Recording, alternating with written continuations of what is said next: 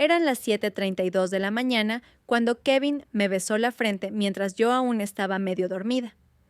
«Voy a hacer los panqueques de dinosaurio para Lily», murmuró con una sonrisa, su voz cálida como siempre. Me estiré en la cama y lo vi salir de la habitación, el sol colándose por la persiana y dibujando líneas doradas sobre sus hombros. No imaginaba que sería la última vez que vería a mi esposo con vida. Bajé unos minutos después, aún con el pijama puesto, y encontré a Kevin en la cocina, tarareando una canción tonta de dibujos animados mientras vertía la mezcla sobre la sartén. Lily, nuestra hija de 8 años, estaba sentada en la encimera, con una corona de plástico sobre su cabello despeinado. «Mira, mami, papá está haciendo un triceratops». «Más bien parece una nube con artritis», bromeé, y Kevin soltó una carcajada. Esa risa, aún puedo escucharla a veces en el silencio más profundo. Desayunamos juntos, riéndonos de los panqueques deformes y discutiendo sobre el mejor sirope de maple. Kevin insistía en que solo el sirope puro era aceptable para seres humanos decentes. Me dijo que regresaría temprano ese día, que no olvidara pasar por la tienda. «Nada de ese jarabe de maíz, ¿sí, Rachel? El real, con sabor a árbol», dijo al salir. Esas fueron sus últimas palabras. A las 10:47 de la mañana, mi mundo se detuvo. Estaba lavando los platos cuando sonó el teléfono. El nombre de Amanda, la asistente de Kevin, parpadeaba en la pantalla. Contesté sin pensarlo 2 veces, limpiándome las manos rápidamente en el delantal. «¿Amanda?», dije, algo sorprendida de que me llamara directamente. Su voz temblaba. Nunca la había oído así. «¿Rachel?». Kevin se desmayó en una reunión con un cliente. Lo están llevando al Northwestern Memorial. No sé qué pasó, pero fue muy rápido. El teléfono casi se me cayó de la mano. El agua caliente seguía corriendo por el fregadero, el vapor empañando mis ojos sin que me diera cuenta de si era por el calor o por las lágrimas que comenzaban a brotar. Corrí. No pensé, solo corrí. Llamé a nuestra vecina Ellen, casi sin articular las palabras. Le pedí que recogiera a Lily en la escuela. Me puse cualquier abrigo, tomé las llaves con dedos temblorosos y salí sin siquiera cerrar bien la puerta. Conducía como en trance, con los dedos blancos por lo fuerte que sujetaba el volante. Cada semáforo en rojo era una tortura. Cada minuto que pasaba me arrancaba un poco más el alma. En algún momento empecé a rezar. No recuerdo qué dije. No sé si hablaba en voz alta o en mi cabeza. Solo repetía una y otra vez: «Por favor, Dios, number no hoy, no él». Cuando llegué al hospital, ya era tarde. Kevin había sido declarado muerto a las 11:23 de la mañana, justo minutos antes de que yo cruzara las puertas de urgencias. «Un ataque cardíaco masivo», dijeron. «Instantáneo. No se podía haber hecho nada». Insistieron como si esas palabras fueran a aliviarme, como si dijeran: «No fue culpa tuya». Pero en ese momento todo se sintió como mi culpa. ¿Y si hubiera insistido más en que fuera al médico? ¿Y si no hubiera minimizado esos dolores en el pecho que mencionó hace semanas? ¿Y si no hubiera tenido ese trabajo tan estresante? Nada de eso importaba ya. Kevin estaba. Solo eso. Ya no está. Ya no. Entré a la habitación donde lo habían dejado, todavía cubierto hasta el pecho con una sábana blanca. Parecía dormido. Como si fuera a abrir los ojos en cualquier momento y decirme: «Tranquila, fue solo un susto». Pero su pecho no se movía. Su piel, aún tibia, ya comenzaba a perder ese tono familiar. Me arrodillé a su lado, apoyé mi cabeza sobre su mano inmóvil y dejé que me rompiera en 1000 pedazos. Y así, en menos de una hora, mi mundo perfecto se volvió cenizas. El hospital se volvió un eco vacío cuando salí de la sala. Sostenía la cartera como si fuera un salvavidas, aunque no podía recordar cómo había llegado a mis manos. En automático, caminé hacia el estacionamiento sin pensar en nada más que en Lily. Tenía que decirle. Tenía que encontrar las palabras. Pero ¿cómo se le explica a una niña de 8 años que su padre, el hombre que le hacía panqueques en forma de dinosaurios y le leía cuentos inventados antes de dormir, no volvería jamás? El auto parecía más pequeño que nunca cuando la recogí en la escuela. Ellen la había llevado al patio y me la entregó en silencio, con una mirada cargada de compasión. Lily corrió hacia mí, inocente, ilusionada. «Mami, ¿dónde está papá? ¿Dijo que iba a venir al show de arte esta noche?» Mi garganta se cerró. No podía decírselo mientras conducía.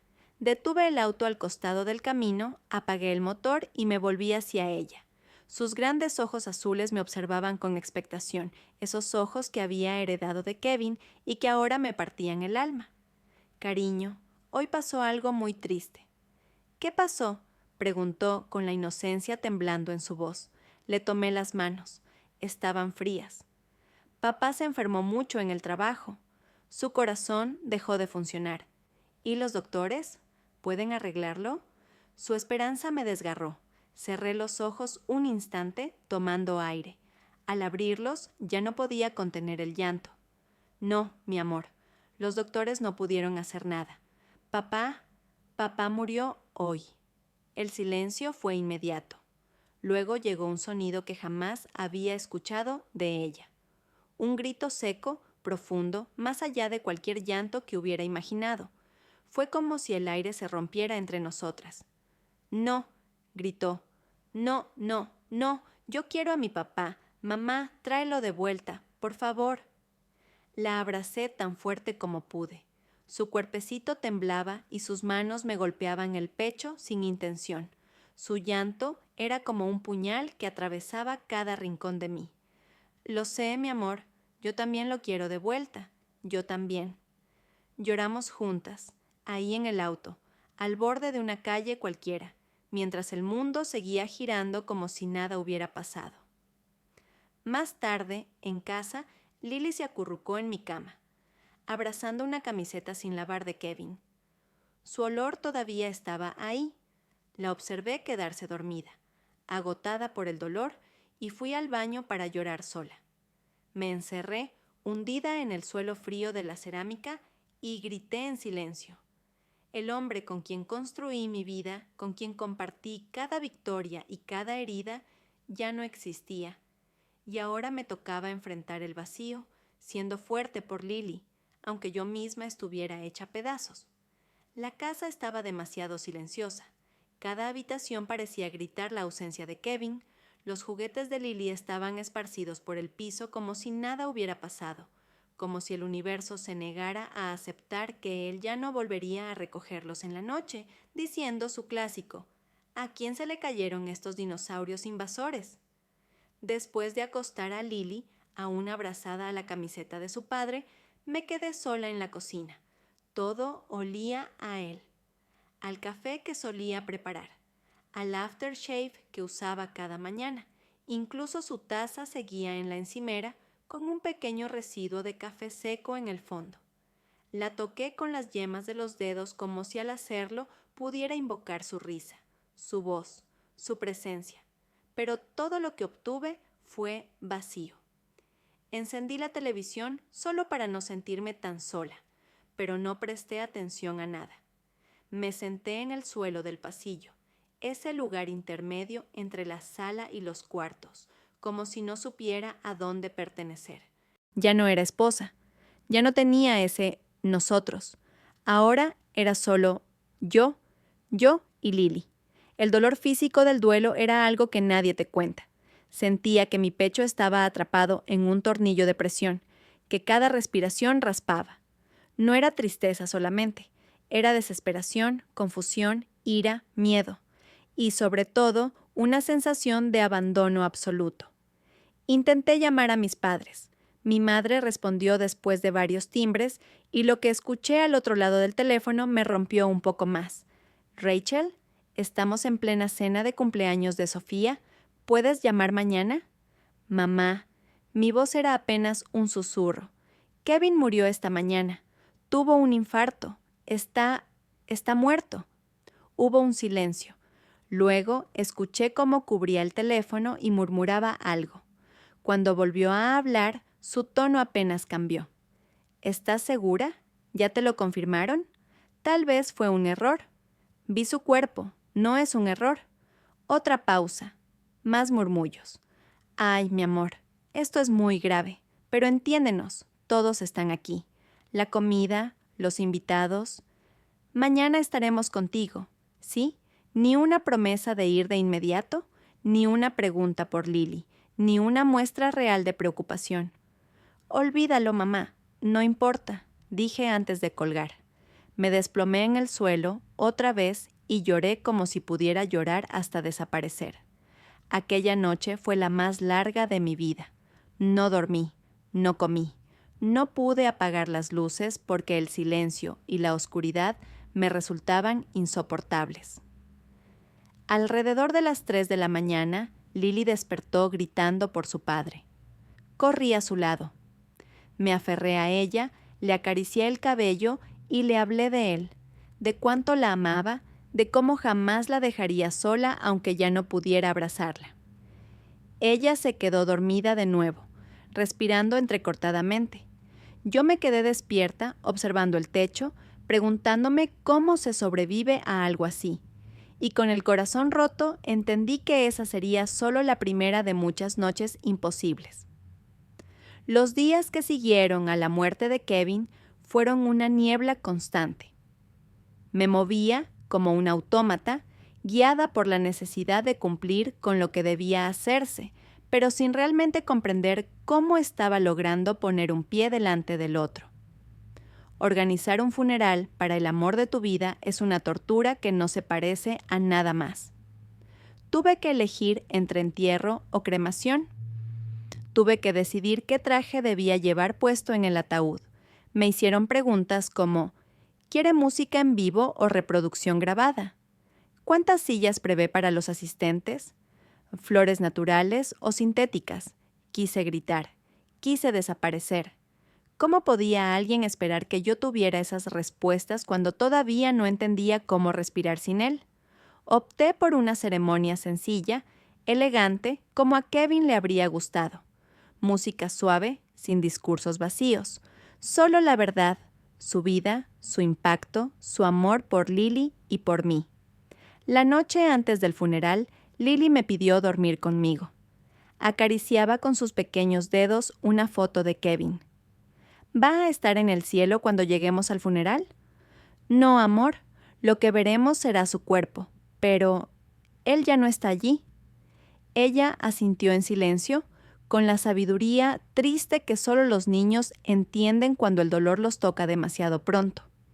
El sábado amaneció con un sol que parecía cruel, demasiada luz para un día tan oscuro. Llegamos al cementerio antes que nadie.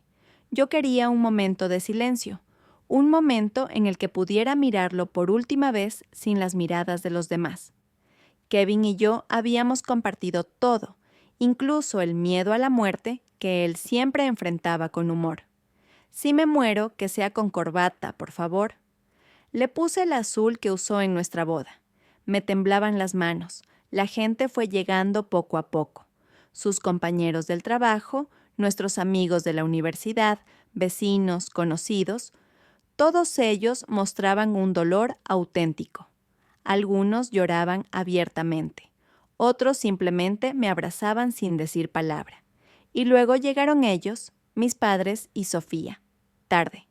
Entraron como si no entendieran lo que estaba en juego, con expresiones contenidas, vestimenta impecable y ojos secos. Mi madre me dio un abrazo superficial. «El tráfico estaba horrible», murmuró, como si eso justificara su ausencia emocional. Durante la ceremonia, Sofía miraba su teléfono. Mi padre revisaba el reloj. Solo Lily estaba verdaderamente presente, con sus ojos clavados en el ataúd como si pudiera atravesarlo con la fuerza de su amor. Cuando llegó el momento del discurso, no sabía si podría hacerlo, pero entonces vi a Lily, con su vestido azul, el mismo color que Kevin decía que la hacía ver como una princesa. Y supe que debía hablar por ella, por nosotros. Me acerqué al podio, Mis manos temblaban. Kevin era más que mi esposo. Comencé con la voz temblorosa. Era mi hogar, mi refugio, el padre más devoto que he visto jamás. Todo lo que hacía era por amor, a su familia, a su hija, a mí. Hablé de sus bromas absurdas, de su odio irracional al cilantro, de cómo defendía con pasión que solo el jarabe de maple real era digno de su cocina. Hablé de su ternura, de su firmeza, de su risa.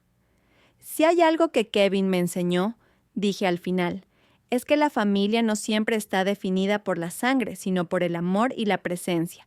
Él siempre estuvo. Y eso es lo que me queda. Eso es lo que quiero que todos recordemos.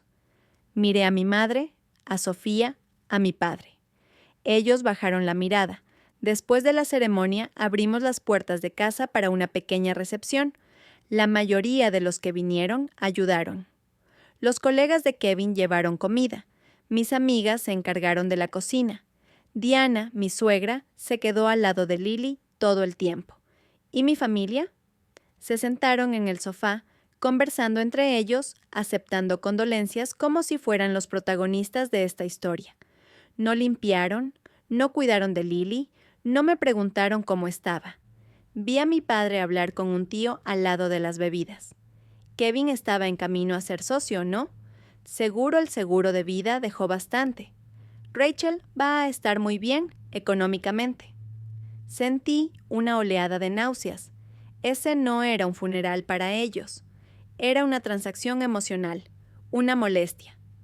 Y ahí, rodeada de gente que realmente había amado a Kevin, supe algo con certeza. En mi hora más oscura, mi familia de sangre había fallado. Por completo. Después del funeral, la casa quedó en silencio otra vez. Una soledad distinta llenó los rincones. Ya no era solo la ausencia de Kevin. Ahora era también la certeza de que mi propia familia no iba a estar para mí. No de verdad. Las palabras de mis padres seguían resonando en mi cabeza como un eco cruel. ¿Qué traje usarás para la ceremonia? ¿Es una celebración de vida o algo más serio? Kevin debió cuidar mejor su salud. No hubo ¿cómo estás tú, hija? Ni ¿qué necesita Lily? Solo frases huecas, observaciones frías, frases de protocolo, como si estuvieran asistiendo a un evento laboral y no a la despedida del hombre que me dio los mejores años de mi vida. Mientras tanto, fueron los ajenos quienes me sostuvieron. Diana, mi suegra, se encargó de que Lily comiera, jugara un poco, descansara. Se quedó hasta tarde doblando mantas, recogiendo platos, respondiendo mensajes por mí. No me pidió explicaciones, no juzgó mis lágrimas, solo estuvo. Y en esos gestos hubo más amor que en todos los mensajes vacíos de mi madre. Marcus, el hermano de Kevin, fue otro pilar. A pesar de haber viajado desde Japón con jet lag y un dolor evidente en el rostro, se quedó hasta el final. Me preguntó antes de irse, ¿quieres que me quede unos días más? No me importa faltar al trabajo. Puedo cambiar mi vuelo. No lo permití, al menos no aún, pero su oferta me tocó el alma. Fue genuina, fue humana. Incluso algunos vecinos, como Ellen, que apenas conocíamos más allá del saludo en la acera, vinieron con comida, ayuda o simplemente compañía. Me dijeron, no necesitas hablar, solo estaré aquí. Y se sentaron conmigo, en silencio, respetando mi dolor sin invadirlo. Mientras tanto, mi madre mandó un mensaje al día siguiente. Esperamos que el servicio haya salido bien. Sofía tuvo una migraña terrible por el estrés del viaje. ¿Podrías decirnos si habrá otra misa o algo adicional? Yo la miré sin responder. ¿Otra misa? ¿Para qué? ¿Para volver a llegar tarde? Sofía también escribió. Un mensaje breve. Sin alma. No puedo creer lo que pasó, pero supongo que tienes mucha gente apoyándote. Me avisas si necesitas algo. Supongo. Me avisas. Era como si mi dolor les incomodara, como si mi duelo fuera una molestia logística para ellas. En esos días empecé a mirar hacia atrás. a reinterpretar episodios de la infancia que hasta entonces no había cuestionado. Como la vez en que mis padres llegaron tarde a mi graduación, pero estuvieron desde temprano en la de Sofía. O las navidades donde yo recibía ropa práctica mientras ella abría regalos caros. Siempre hubo una jerarquía invisible, un favoritismo callado. Ahora ya no era invisible. Ahora dolía con nombre y rostro. Una noche, mientras preparaba a Lily para dormir, me miró con sus grandes ojos azules, idénticos a los de Kevin, y me preguntó: «Mamá, ¿por qué la abuela y el abuelo no se quedaron con nosotras?». La pregunta me desarmó. No podía decirle la verdad completa. No aún. Pero tampoco podía mentirle. «Tal vez no saben cómo ayudar, amor», respondí acariciando su mejilla. «Pero nosotros sí sabemos cómo amarnos, y eso es lo que importa».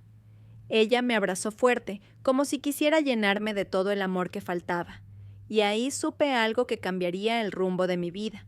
A veces la familia se elige, y no siempre lleva tu sangre. Habían pasado 2 semanas desde el funeral. Los días seguían siendo una mezcla de llanto silencioso, gestos automáticos y noches en vela. Lily había vuelto a la escuela, pero cada mañana se aferraba a mi cintura con un nudo en la garganta. Yo trataba de sostenernos con algo de normalidad, aunque dentro de mí todo estuviera roto. Una mañana, mientras revisaba papeles del seguro médico en la mesa de la cocina, el timbre sonó. Miré por la mirilla. Eran mis padres. Mi corazón se encogió. No los había vuelto a ver desde el funeral. Sus mensajes habían sido esporádicos, impersonales.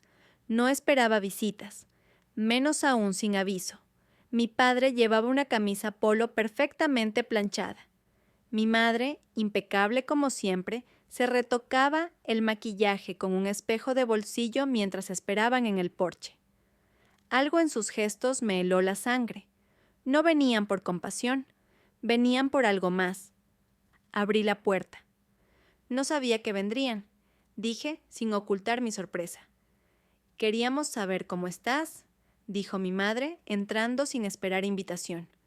«¿Está Lily en la escuela? Bien, así podemos hablar tranquilos». Me puse tensa. Algo no cuadraba. Los invité a sentarse, y como en un reflejo condicionado, preparé café. Me sentía una anfitriona en mi propia casa cuando ellos debían ser los que cuidaran de mí. Pero el hábito pesa más que la rabia a veces. Cuando regresé con las tazas, ya estaban cómodamente instalados en el sofá como si esto fuera una visita social más. Mi padre fue directo. «Queremos hablar de tu situación, Rachel». «¿Mi situación?» «La financiera», aclaró mi madre con una sonrisa nerviosa. Me quedé en silencio. «Tú sabes», continuó mi padre, «tu madre y yo estamos envejeciendo. Nuestra jubilación no es tan sólida como esperábamos. Y, bueno, con todo lo que Kevin dejó». Sentí como si una bomba estallara dentro de mí. ¿Estás insinuando que les dé parte del seguro de vida de Kevin?», pregunté sin creer lo que oía. «No parte, algo justo», dijo él como si habláramos de una herencia compartida. «Pensamos que el 50% sería razonable. Eso les dejaría a ti y a Lily bien posicionadas, y a nosotros nos daría estabilidad». Me temblaban las manos. «¿Estás pidiendo la mitad del dinero que mi esposo dejó para su hija y para mí?» «Somos tu familia», intervino mi madre, bajando la voz como si eso justificara todo. «Te criamos, te dimos educación, ayudamos con tu casa. No estamos pidiendo un favor, Rachel, estamos pidiendo justicia familiar». Quise reír, llorar, gritar. Kevin murió hace 2 semanas. Ni siquiera su cuerpo estaba frío cuando ustedes ya hablaban de su seguro. ¿De verdad vinieron hoy a pedirme esto? Mi padre me miró como si yo fuera una niña caprichosa. «No te pongas emocional, es una cuestión práctica. Tu madre y yo tenemos necesidades también». Entonces lo entendí todo. Ellos no vinieron a apoyarme, no vinieron a cuidar de Lily, vinieron por dinero. Por dinero. ¿Sabes qué es lo práctico, papá? que yo te pida que salgas ahora mismo de mi casa antes de que pierda la calma, dije, conteniendo la rabia. Rachel, estás siendo irracional, replicó él. Kevin tenía una condición cardíaca, sabía los riesgos, no protegió lo suficiente a su familia. Sus palabras fueron un cuchillo. ¡Sal de mi casa!, grité, de pie, temblando. ¿Cómo te atreves a hablar así de él? Kevin valía 100 veces más que cualquiera de ustedes. Mi madre se levantó también, aún con el descaro de parecer ofendida. Eres una ingrata, no olvides todo lo que hicimos por ti. Y ustedes ya olvidaron todo lo que Kevin hizo por mí. Váyanse, ahora. Salieron sin decir más. Solo ruidos de reprobación, murmullos, gestos de indignación, como si yo hubiera sido la que rompió algo. Cerré la puerta con fuerza y colapsé en el suelo, temblando. Sentí una mezcla de dolor, furia, decepción y algo más, claridad. Kevin se había ido, pero no me dejó desprotegida, y yo no permitiría que lo mancharan con codicia disfrazada de derecho. Esa noche, al recoger a Lily en la escuela, me preguntó: ¿por qué estaban aquí los abuelos? Querían hablar conmigo, respondí sin dar detalles. Ella me miró con esos ojos grandes, serios. ¿Querían dinero porque papá murió? La miré sorprendida. ¿Cómo sabes eso? Escuché a abuelo decirlo en el funeral, que íbamos a recibir mucho dinero. No me gustó cómo lo dijo. La abracé con fuerza. No te preocupes, mi amor. No dejaré que nadie toque lo que papá dejó para ti. Y lo decía en serio. El día siguiente a la confrontación con mis padres amaneció con una tensión sorda flotando en el aire. A pesar de la rabia del día anterior, lo que quedaba en mí ahora era una mezcla entre vacío y alerta. Ya no podía fingir que la situación estaba bajo control. Sabía que ellos no se detendrían, y no me equivoqué. A las 10:43 de la mañana, mi teléfono vibró. Era un mensaje de texto de mi padre. Rachel, esta situación necesita resolverse como adultos. Te esperamos el domingo a las 2 de la tarde en casa. Es importante que traigas a Lily. Me quedé mirando el mensaje, con una mezcla de incredulidad y náusea. ¿Traer a Lily? ¿Para qué? ¿Pensaban manipularme con ella presente? No respondí. Dejé el teléfono a un lado y cerré los ojos por un momento. La verdad era que sí pensaba ir. No por obedecerlos, sino porque estaba decidida a cerrar esa puerta, con fuerza si era necesario. Esa misma noche, cuando estábamos cenando, Lily me preguntó: ¿vamos a ir donde los abuelos? Me sorprendió su tono. Ya no había emoción o entusiasmo, sino una precaución madura, casi adulta. Mi hija de 8 años, endurecida por el dolor y la decepción. Sí, respondí, pero solo si tú te sientes cómoda. Ella asintió lentamente. Quiero ir, pero quiero llevar algo. ¿Algo como qué? Una cosa que quiero hacer en la computadora. No insistí. La dejé usarla después de cenar y la observé desde la cocina, escribir y formatear algo con concentración. Usaba un documento en blanco. Releía, corregía, tenía el ceño fruncido, igual que Kevin cuando redactaba informes delicados en su oficina. Después lo imprimió en secreto, lo guardó en su mochila escolar y simplemente me dijo: listo. No pregunté más. Sabía que, lo que fuera, venía del corazón, y confiaba en ella. El domingo llegó. El aire estaba espeso desde temprano. Lily y yo fuimos puntuales, aunque todo mi cuerpo me pedía quedarme en casa. Llegar a la casa de mis padres fue como entrar en un escenario perfectamente preparado para una obra que no quería protagonizar. Mi madre nos recibió con una sonrisa tensa. Sofía ya estaba ahí, por supuesto, recostada en el sofá como si fuera la dueña del lugar. Su mirada era dura, acusadora. Nos sentamos en la sala. Nadie ofreció agua. Nadie preguntó cómo estábamos. Mi padre fue al grano. Rachel, estamos aquí porque creemos que esto se ha manejado muy mal. Kevin dejó una gran suma de dinero y tú estás tomando decisiones unilaterales. Mi madre asintió con su voz de falsa dulzura. Y aunque entendemos tu dolor, también creemos que la familia debería beneficiarse. Sofía, por ejemplo, ha tenido años difíciles. ¿Años difíciles?, pregunté sin poder evitarlo. ¿Estamos aquí para redistribuir la herencia de Kevin como si fuera una beca familiar? No lo veas así, saltó Sofía con veneno en la voz. Es simplemente justicia. Mamá y papá te ayudaron mucho. Siempre fuiste la favorita. Tal vez sea hora de devolver algo. Mi hija, que había estado en silencio junto a mí, sacó su mochila. Abrió su estuche y con total calma sacó el documento que había preparado. Lo desplegó y lo puso sobre la mesa. ¿Qué es eso?, preguntó mi madre. Una carta de mi papá, dijo Lily con voz firme. Bueno, en realidad, cosas que él decía. Yo las junté, porque ustedes parecen haber olvidado quién era él. El silencio se hizo espeso. Mi hija empezó a leer. Papá decía que la familia no es quien te da la vida, sino quien te cuida cuando la vida duele. Papá decía que lo más importante era protegernos, pase lo que pase. Papá decía que el dinero se gana, pero el amor se demuestra. Papá decía que las promesas no se rompen, sobre todo cuando alguien más depende de ti. Papá decía que nunca, nunca se debe pedir algo a cambio del amor. La voz de Lily no temblaba, ni una sola vez. Cuando terminó, me tomó la mano. Eso es lo que él dejó, no solo dinero, sino esto. Mi madre desvió la mirada. Sofía bufó, murmurando algo ininteligible. Mi padre pareció desconcertado, como si no supiera cómo manejar a una niña que le había dicho, sin gritar, todo lo que él no había querido oír. Me puse de pie. Kevin no dejó dinero para ustedes, lo dejó para su hija. Y ella ya entendió mejor que ustedes qué significa respeto, amor y memoria. Así que esto se acaba aquí. No hubo respuestas, solo silencio. Salimos, sin que nadie tratara de detenernos. En el auto tomé la mano de Lily. Estoy orgullosa de ti. Ella sonrió apenas. Yo también de papá.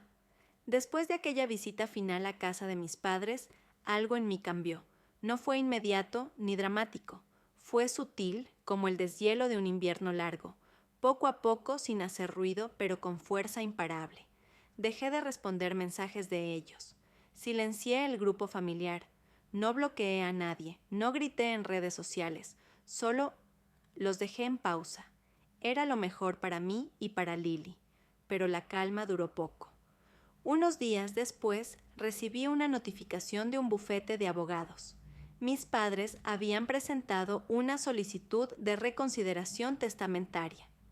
No era una demanda formal, pero sí un paso legal para intentar revisar el testamento de Kevin. Y lo peor, nombraban a Lily como niña en riesgo por mala administración financiera. Sentí que me faltaba el aire. Llamé de inmediato a Thomas, el abogado de confianza de Kevin. Esto es un intento desesperado, me dijo luego de revisar los documentos. No tienen fundamento legal, pero sí pueden complicarte emocionalmente si no lo detenemos a tiempo. ¿Pueden llegar a molestar a Lily? Legalmente, no.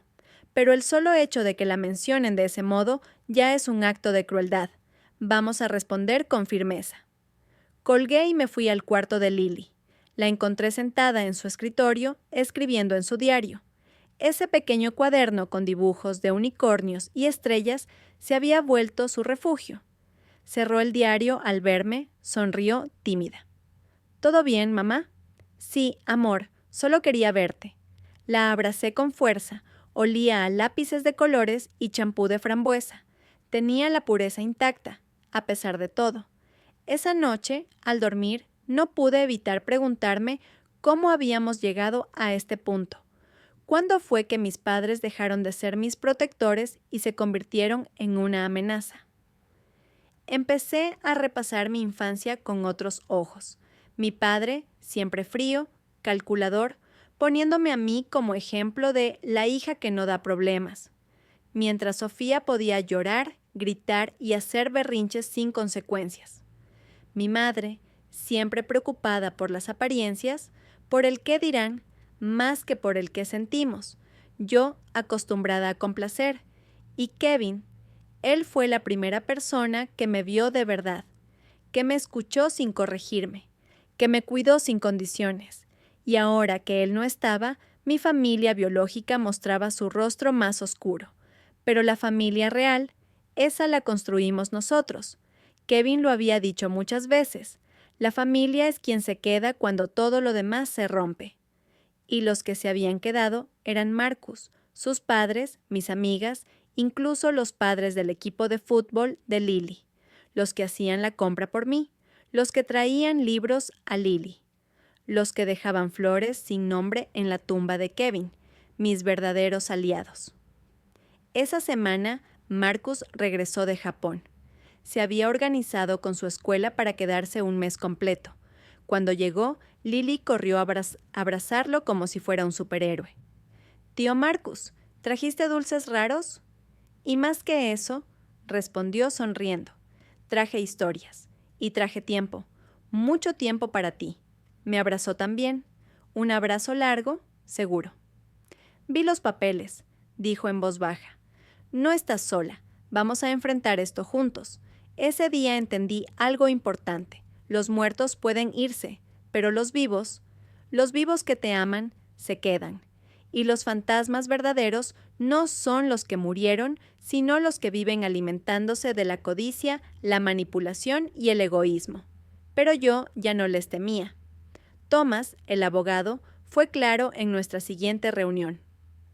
«Tu padre está intentando presionarte emocionalmente usando recursos legales.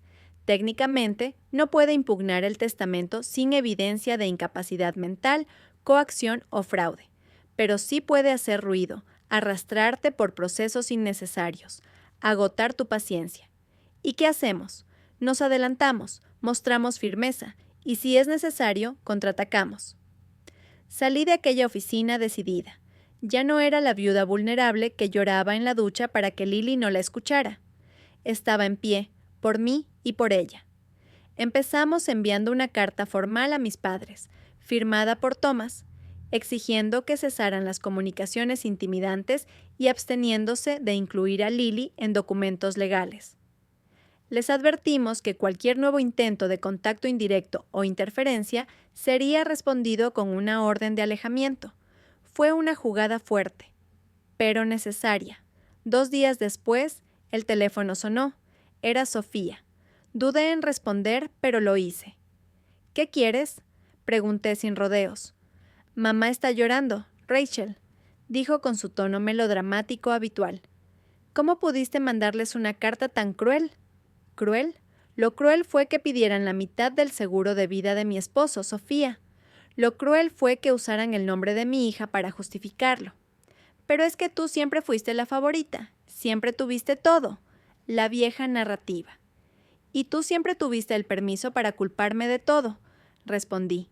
«Pero esto se acabó. No van a volver a usar a Kevin, ni a Lily, ni a mí para sus juegos. Esta es mi familia ahora, y estoy protegiéndola». Colgué. Esa noche hablé con Lily. «Cariño, hay cosas que van a seguir pasando, cosas feas, pero lo importante es que tú estás segura y que nada ni nadie va a cambiar lo que tu papá construyó para ti». Ella asintió sin miedo. «Yo sé, mamá, y tengo algo para ayudarte». Corrió a su cuarto y volvió con una carpeta azul. La abrió con cuidado. Dentro había dibujos de Kevin. Él y ella en el parque, él cocinando panqueques, él leyendo un cuento. Cada uno tenía una frase debajo, escrita con caligrafía infantil. «Papá me hacía reír». Papá decía que valía más lo que sentimos que lo que tenemos. Papá amaba fuerte. «Esto es mi herencia», dijo ella, mostrándomelos uno por uno. «¿Verdad que nadie puede quitarme esto?» «Jamás», le respondí, abrazándola. Entonces entendí que el legado de Kevin no estaba en una cuenta bancaria, estaba en su hija, en su nobleza, en su fuerza, en su ternura. Y esa herencia nadie podría robárnosla. No había pasado ni una semana desde el intercambio de cartas cuando recibí una notificación inesperada. Mis padres habían solicitado una audiencia informal de mediación familiar. No era un juicio, era una herramienta legal que en algunos estados permite intentar resolver disputas fuera de los tribunales. El objetivo, según el documento, era restablecer la unidad familiar y discutir una distribución justa de activos para beneficio de todas las partes afectadas. Quise romper la carta en pedazos, pero Thomas me pidió calma. A veces estas audiencias son solo un pretexto para generar presión, explicó, pero podemos usarla a nuestro favor, demostrar ante una tercera parte que no hay base para su reclamo. Vamos, juntos. Acepté. El día llegó. Entré a la sala de mediación con Thomas a mi lado. Del otro lado estaban mis padres y Sofía, vestida como si fuera a un funeral, con su expresión lánguida, ensayada. La mediadora, una mujer de rostro severo pero ojos compasivos, nos pidió exponer los motivos de la reunión. Mi padre tomó la palabra. Creemos que Kevin, en vida, habría querido que su legado ayudara también a la familia extensa, no solo a su esposa y a su hija. ¿Y qué los hace pensar eso?, preguntó la mediadora. Éramos sus suegros, intervino mi madre. Le dimos apoyo emocional y económico durante años. Nuestra hija nunca estuvo sola. Eso merece reciprocidad. Thomas interrumpió. ¿Tienen alguna prueba documental de acuerdos financieros entre ustedes y el señor Kevin? ¿Alguna carta, testimonio, contrato? No, pero... Entonces estamos hablando de suposiciones.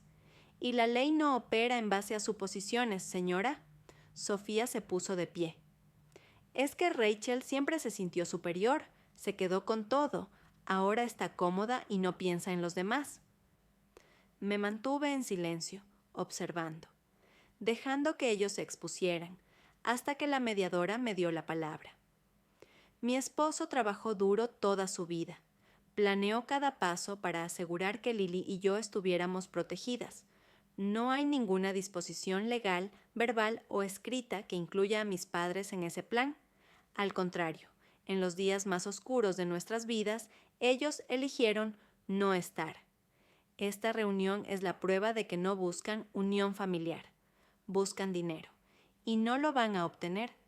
La mediadora tomó nota. Luego pidió una pausa. Cuando regresamos, concluyó: no hay mérito legal ni ético que sustente una redistribución de bienes. Recomiendo a los padres de la señora Rachel abstenerse de nuevos intentos de contacto con fines financieros, y les sugiero buscar ayuda emocional antes que judicial. Mis padres bajaron la mirada. Sofía cruzó los brazos. Salimos sin una palabra más. En el pasillo, Thomas me dijo: ganamos, Rachel, legal y moralmente. Ahora empieza tu verdadero duelo, el de cortar los lazos que más duele soltar, los de la sangre que no supo ser familia. Respiré hondo. Tenía razón. Volvimos a casa después de la audiencia en completo silencio. Lily estaba con Diana, mi suegra, y al verla tan tranquila jugando con sus lápices de colores, supe que había tomado la decisión correcta. Ella jamás sería usada como moneda emocional por mi familia. Esa noche, después de acostarla, entré al desván por primera vez en meses. Buscaba una caja, una en particular. Navidades familiares, decía con marcador desvaído. La bajé con cuidado. Adentro, fotos. Muchas. Mis padres sosteniéndome de pequeña. Sofía de adolescente riendo en una piscina. Vacaciones en la cabaña. Bodas. Brindis. Momentos que en su momento yo creí sinceros. Pero ahora cada imagen tenía un matiz diferente, una sombra que antes no veía. Saqué una a una. Me detuve en una del día de mi boda. Kevin sonreía, con los ojos llenos de vida, mientras mis padres lo miraban con una expresión que, ahora lo veía claro, no era amor, era cálculo. En otra, Sofía me abrazaba, pero su sonrisa no llegaba a los ojos. Recordé los cumpleaños que olvidaron, las graduaciones a las que llegaron tarde, los logros que minimizaron, las veces que, sutilmente, me dijeron que no era suficiente, hasta que creí que era cierto. Ya no más. Tomé las fotos, las llevé al patio trasero. Encendí una pequeña fogata en el brasero. Me senté en una silla bajo el cielo oscuro y comencé a dejar ir, una a una. Cada foto que ardía no era solo papel, era un peso menos en el pecho, un lazo menos atado a una historia en la que yo siempre era la secundaria. Quemé las fotos, pero no la memoria. Quemé la idealización, la esperanza ingenua de que algún día cambiarían. Lloré. Lloré por lo que fue, por lo que nunca fue, por la niña que aún vivía en mí, esperando que sus padres la eligieran de verdad. Y luego, cuando las llamas se extinguieron, sentí algo nuevo. Ligero, un principio. Entré a casa.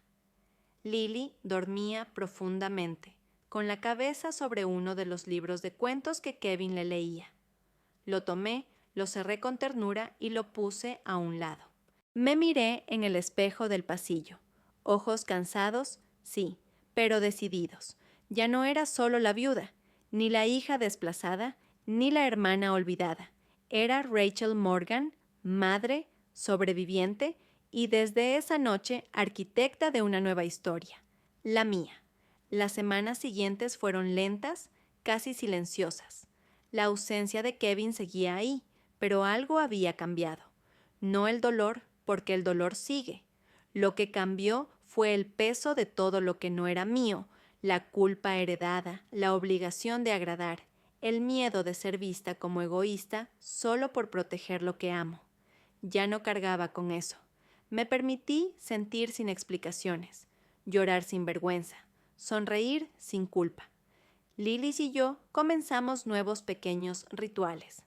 Los sábados hacíamos panqueques en formas cada vez más absurdas, estrellas, unicornios, una vez hasta intentamos una torre Eiffel que terminó en desastre y risa. Kevin estaría orgulloso. Su legado no era el seguro de vida nem a posição social. Era isso, essa alegria miúda que faz a dor doer menos. Com Marcos, ainda presente durante o verão, montamos um canto da memória no escritório de Kevin. Um mural com fotos, frases que ele dizia, bilhetes de Lily, desenhos. Era um altar sem velas, mas cheio de luz. Um lugar para visitar, não para se prender. No aniversário de Kevin, fizemos algo simbólico. Fomos até o lago onde costumávamos passear em família. Lily levou um barquinho de papel que ela mesma fez. Nele escreveu: "Graças por ensinar-me a ser valiente. Te amo, papi." Lily. Ela o soltou na água e eu a segurei pela cintura enquanto o barquinho flutuava para longe.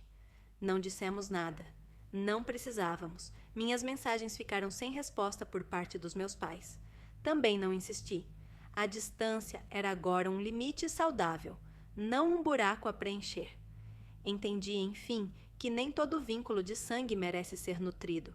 E entendi, mais profundamente ainda, que Kevin me amou de um jeito que ninguém nunca tinha amado, sem segundas intenções, sem pesos, sem cobranças. E isso foi real. Não importa o que a vida trouxe depois. Hoje, sigo reconstruindo.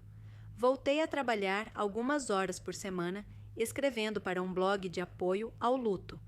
Me encontrei com outras viúvas, outras mães, outras mulheres que perderam muito e que, como eu, seguem, às vezes quebradas, sim, mas inteiras na decisão de continuar. Lily pergunta menos sobre a morte e mais sobre a vida agora. Como era papai em la universidade? Tu também tenias miedo quando eras ninha? Ela está voltando a ser criança, e eu a ser mulher, além de mãe, além de viúva, com espaço para me redescobrir. Na última noite do verão, ao colocá-la para dormir, Lily segurou minha mão e sussurrou: "Mami, crees que papi está orgulhoso de nós outras?" Engoli em seco. Sorri. Sí, mi amor. Mucho. Porque seguimos caminando. Porque lo llevamos con nosotras. Porque elegimos ser felices. A pesar de todo. Ela fechou os olhos com um suspiro leve. E eu, pela primeira vez desde aquele terrível dia, respirei fundo. E não doeu. Porque quando a gente sobrevive, não é só o fim da dor. É o começo da paz. Lá que nadie mediu, la que construí con mis propias manos, la que Kevin me enseñó que eu merecia.